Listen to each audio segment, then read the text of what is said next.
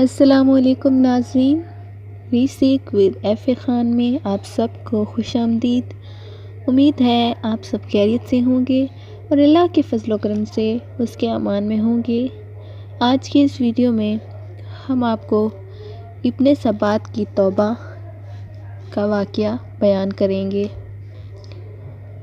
اس سے پہلے ہماری آپ سے ریکویسٹ ہے، درود شریف پڑھ کے حضور صلی اللہ علیہ وسلم کی آل کو بخش دیں۔ ابن ثبات بغداد کا نامی گرامی چور تھا۔ کوئی شریف آدمی اس کا نام سن کر انتہائی نفرت کا اظہار کیے بنا نہیں رہتا تھا۔ وہ اپنے پیشے میں ایسا ماہر تھا کہ بیسیوں چوریاں کرنے کے باوجود قانون کی گرفت میں نہیں آتا تھا، لیکن آخر ایک دن حکام نے اسے گرفتار کر ہی لیا۔ قانون وقت کے مطابق اس کا ایک ہاتھ کاٹ دیا گیا اور پھر اس کو ناقابل اصلاح مجرم قرار دے کر مدت العمر کے لیے جیل بھیج دیا گیا۔ اہل بغداد اب اس کا ذکر ہتھ کٹے شیطان کے نام سے کرتے تھے۔ 10 برس کی قید کاٹنے کے بعد ایک دن ابن ثبات کسی طرح جیل سے بھاگ نکلا اور قید خانے سے باہر آتے ہی اپنے قدیم پیشے کو از سرِ نو شروع کرنے کا ارادہ کر لیا۔ ایک ہاتھ کے نقصان اور قید و بند کی طویل پرصعوبت زندگی نے اس کے کردار اور مزاج پر ذرا برابر اثر نہیں ڈالا تھا۔ آزادی کی فضاؤں میں آتے ہی اس کی چوری کرنے کی خواہش نے سر اٹھانا شروع کر دیا اور رات کا اندھیرا پھیلتے ہی وہ اپنی مہم پر نکل گیا۔ ادھر ادھر پھرتے پھراتے اسے ایک وسیع حویلی نظر آئی جس کے چاروں طرف دور دور تک سناٹا تھا۔ ابن ثبات اس کے پھاٹک کے پاس رک گیا اور سوچنے لگا کہ اندر جانے کی کیا تدبیر اختیار کی جائے کہ اس کا ہاتھ حویلی کے دروازے پر پڑا اور یہ دیکھ کر وہ خوش ہو گیا کہ اس کا دروازہ کھلا ہوا تھا۔ وہ آہستگی سے حویلی میں داخل ہو گیا۔ اندر ایک وسیع احاطہ تھا جس میں چاروں طرف کمرے بنے ہوئے تھے اور ایک بڑا کمرہ وسط میں تھا۔ ابن ثبات اسی بڑے کمرے میں داخل ہو گیا۔ اسے یقین تھا کہ یہ کسی بڑے امیر یا سوداگر کا مکان ہے۔ جو ہی اس نے بڑے کمرے کے دروازے کو ہاتھ لگایا تو وہ بھی کھل گیا۔ وہ یہ دیکھ کر بڑا خوش ہوا، لیکن اندر جا کر بڑی مایوسی ہوئی کہ اندر کوئی قیمتی ساز و سامان نہ تھا۔ ایک طرف کھجور کے پتوں کی ایک چٹائی بچھی تھی، اس کے قریب چمڑے کا ایک تکیہ اور بھیڑ کی کھال کی چند ٹوپیاں پڑی تھیں۔ ایک گوشے میں پشمینہ کے موٹے کپڑے کے چند تھان بکھرے پڑے تھے۔ ابن ثبات ایسے معمولی سامان کو دیکھ کر جلا اٹھا اور مکان مالک کو گالیاں دینے لگا کہ اس نے اتنے بڑے مکان میں کیسا بیکار اور گھٹیا سامان رکھا ہوا ہے۔ اگرچہ یہ سامان اس کے مزاج کے خلاف تھا، لیکن اس نے خالی ہاتھ جانے کی بجائے اس کو چوری کرنے کا فیصلہ کیا۔ اس نے ایک تھانوں کی ایک گٹھڑی بنائی اور اس کو باندھنے کی کوشش کرنے لگا، لیکن ایک ہاتھ نہ ہونے کے باعث اس کو گرہ نہ لگا سکا اور ہانپتا ہوا بیٹھ گیا۔ عین اسی وقت دروازہ کھلا۔ ایک شخص چراغ لیے کمرے میں داخل ہوا۔ ابن ثبات کا خوف سے برا حال تھا اور اس کے جسم پر لرزہ طاری ہو گیا۔ اس نے دیکھا کہ اندر داخل ہونے والا ایک دراز قد، خمیدہ کمر اور انتہائی نحیف آدمی تھا جس کے پرملگجے رنگ کی قبا تھی اور سر پر بھیڑ کی کھال کی ایک ٹوپی تھی۔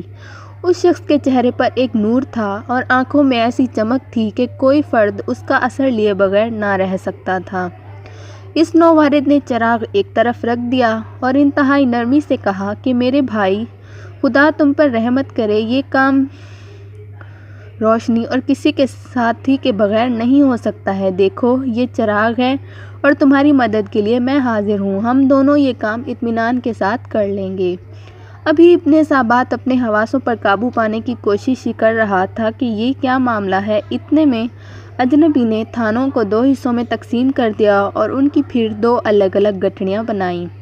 اچانک اسے کچھ خیال آیا اور اس نے ابن ثبات کو مخاطب کر کے کہا، میرے بھائی معاف کرنا، مجھے خیال ہی نہ رہا کہ ایسا تھکا دینے والا کام کر کے تمہیں بھوک لگ رہی ہوگی۔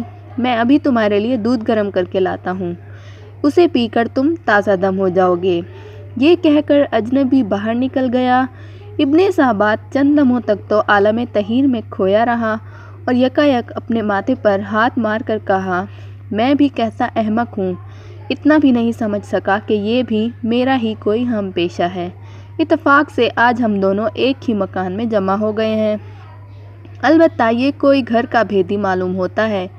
اسے معلوم تھا کہ آج یہ مکان خالی ہے، اس لیے وہ روشنی کا انتظام کر کے آیا ہے، اور جب اس نے دیکھا کہ میں پہلے سے پہنچا ہوا ہوں تو اس سامان میں سے آدھے کا حقدار بننے کے لیے میرا ساتھ دینے پر آمادہ ہو گیا ہے۔ وہ ابھی یہ سوچ ہی رہا تھا کہ وہ نوارد دودھ کا پیالہ ہاتھ میں لیے اندر داخل ہوا اور یہ کہہ کر پیالہ ابن صابات کے ہاتھ میں پکڑا دیا کہ اسے پی لو، یہ تمہاری بھوک اور تکان کو دور کر دے گا۔ ابن صابات کو واقعی بھوک لگ رہی تھی۔ اس نے فوراً دودھ کا پیالہ خالی کر دیا، پھر کڑک کر بولا، دیکھو میں اس سامان تک تم سے پہلے پہنچا ہوں، اس لیے ہمارے پیشے کے اصول کے مطابق اس مال پر تمہارا کوئی حق نہیں ہے۔ تاہم تم نے مال سمیٹنے میں جس مستعدی کا ثبوت دیا ہے، اس کے پیش نظر میں تمہیں تھوڑا بہت مال دے دوں گا۔ چلو اب گٹھڑیاں اٹھائیں اور چلیں۔ ابن صابات کی اس بات پر اجنبی مسکرایا اور پھر شفقت سے بولا، میرے بھائی، تم میرے حصے کا خیال کر کے اپنا دل کیوں میلا کرتے ہو؟ اس میں سے میں تم سے کوئی حصہ نہیں لوں گا۔ تمہارا ایک ہاتھ ہے، تم چھوٹی گٹھڑیاں اٹھانا، میں بڑی گٹھڑی اٹھا کر چلتا ہوں، جہاں تم کہو میں وہاں تک اسے پہنچا دیتا ہوں۔ ابن صابات نے کہا، بس ٹھیک ہے، تمہیں مجھ سے بہتر سردار سارے ملک میں نہیں مل سکتا۔ میں یہ چھوٹی گٹھڑی اٹھا لیتا ہوں، تم بڑی گٹھڑی اٹھا کر میرے آگے چلو۔ اس نحیف جیسا اجنبی نے پورا زور لگا کر ایک بڑی گٹھڑی اپنی کمر پر لاد لی۔ اس کی خمیدہ کمر گٹھڑی کے بوجھ سے اور بھی خمیدہ ہو گئی اور وہ آہستہ آہستہ قدم اٹھاتا ابن صابات کے آگے چل پڑا۔ لیکن ابن صابات کو بہت جلدی تھی، کیونکہ رات بڑی تیزی سے ختم ہو رہی تھی۔ وہ بار بار اس اجنبی کو ٹھوکر مار کر کہتا کہ تیز چلو۔ اجنبی کئی بار لڑکھلا گیا، لیکن پھر اٹھ گیا اور ہانپتا کانپتا پھر تیز تیز قدم اٹھانے لگا۔ ایک جگہ چڑھائی کی وجہ سے سخت مشکل پیش آئی اور وہ بے اختیار گر پڑا۔ ابن صابات نے اس پر گالیوں کی بوچھاڑ کر دی اور پھر اس کی کمر پر ایک زوردار لات جما دی۔ اجنبی جوں توں کھڑا ہوا اور ابن صابات سے معذرت کرنے لگا۔ ابن صابات نے گٹھڑی پھر اس کی کمر پر رکھ دی اور دونوں چلتے چلتے دور ایک پرانے کھنڈر میں پہنچے۔ یہاں ابن صابات کی پناہ گاہ تھی اور وہ اپنی گٹھڑی باہر رکھ کر دیوار پر سے اندر کود گیا اور اجنبی نے دونوں گٹھڑیاں باہر سے اندر پھینک دیں۔ اس وقت ابن صابات نے اطمینان سے اجنبی کے چہرے کا چاند کی چاندنی میں جائزہ لیا تو اس نے محسوس کیا کہ اجنبی کے چہرے سے نور کی شعاعیں پھوٹ پھوٹ کر نکل رہی ہیں۔ پھر یکایک وہ ابن صابات سے مخاطب ہوا، میرے بھائی، یہ سارا مال تمہیں مبارک ہو۔ اس مکان کا مالک میں ہی ہوں اور میں یہ مال اپنی خوشی سے تمہیں بخشتا ہوں۔ افسوس کہ میں تمہاری کوئی خاطر خواہ خدمت نہیں کر سکا، بلکہ راستے بھر میں اپنی کمزوری کی وجہ سے تمہارے لیے زحمت کا باعث بنا۔ خدا کے لیے مجھے معاف کر دو۔ اچھا اب میں چلتا ہوں، خدا حافظ۔ اجنبی یہ کہہ کر تیزی سے شہر کی جانب روانہ ہو گیا، لیکن اس کے الفاظ خنجر بن کر ابن صابات کے سینے میں پیوست ہو گئے۔ سیاہ کاری کے اس پتلے کے دل و دماغ کو اجنبی کے اس محیر العقل حسن سلوک نے جھنجھوڑ کر رکھ دیا۔ وہ سوچ رہا تھا کہ میں نے اسے کیا سمجھا اور کیا سلوک کیا، اور اس نے میرے ساتھ کتنا اچھا سلوک کیا۔ یہ سوچتے سوچتے اس کا دماغ معاف ہو گیا۔ ضمیر کی خلش نے اسے بے چین کر دیا، اس لیے سویرا ہوتے ہی وہ اجنبی کی تلاش میں نکل کھڑا ہوا۔ اب اس کے دل میں کوئی خوف نہیں تھا، بس یہی آرزو تھی کہ اس اجنبی کے قدموں میں اپنا سر رکھ دے۔ رات والے مکان کو ڈھونڈنے میں اسے کوئی دقت نہ ہوئی۔ اس نے مکان کے باہر کھڑے ہوئے ایک فرد سے پوچھا کہ یہ مکان کس تاجر کا ہے؟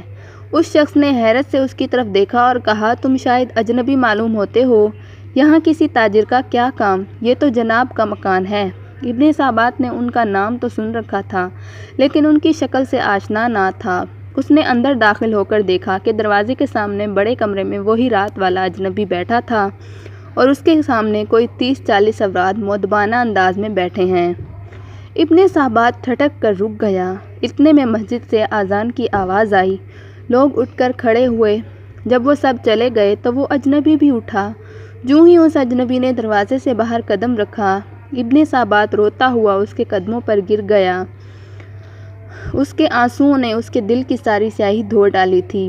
اجنبی نے محبت اور شفقت سے اسے زمین سے اٹھایا اور گلے لگایا۔ ابن صابات کی دنیا اب بالکل بدل چکی تھی۔ دوسروں نے جو راہ برسوں میں طے نہیں کی تھی، ابن سابات نے چند لمحوں میں طے کر لی۔ وہ اس اجنبی کے حلقہ ارادت میں شامل ہو گیا اور ان کے فیض سے ہتھ کٹے شیطان کی بجائے شیخ احمد سابات کے نام سے جانا گیا اور اہل اللہ میں اس کا شمار ہوا۔ جس شخص کو 40 سال تک دنیا کی ہولناک سزائیں نہ بدل سکیں، اس کو ایک مرد خدا کے حسن سلوک نے بدل دیا تھا، اور ان کے حسن سلوک اور قربانی کی چند ساعتوں نے اس کو خاصان خدا کی صف میں شامل کر دیا تھا۔ آپ کو پتہ ہے وہ بزرگ کون تھے؟ وہ بزرگ حضرت شیخ جنید بغدادی تھے۔ نگاہ قلندر میں وہ تاثیر دیکھی، بدلتی ہزاروں کی تقدیر دیکھی۔ تو ناظرین، کیسی لگی آپ کو یہ ایمان افروز کہانی؟ کمنٹ باکس میں اپنی رائے کا اظہار ضرور کیجیے گا۔ اگلے واقعے اور اگلی کہانی کے لیے میرے چینل کو سبسکرائب کرنا مت بھولیے گا۔ اپنی دعاؤں میں یاد رکھیے گا۔ ملتے ہیں ایک نئے ایمان افروز واقعے کے ساتھ۔